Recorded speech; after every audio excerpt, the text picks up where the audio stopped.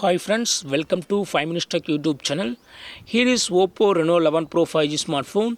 In this video, you will learn how to share keyboard in your phone Oppo Reno 11 Pro 5G.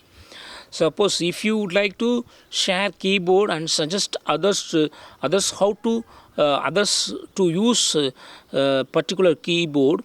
Yes, you can do it. What you have to do is go to the settings of your phone here, then go to additional settings and here select keyboard and input method and click on manage keyboards and click on Gboard, and here you can find share Gboard. Just click on it and click on share.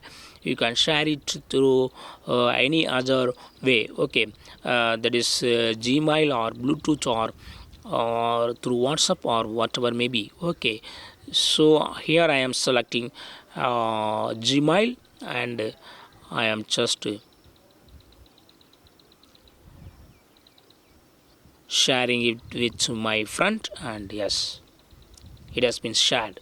So in this way you can easily share Gboard, that is a keyboard of our phone Oppo Reno 11 Pro 5G. That's all friends. Thanks for watching. Bye.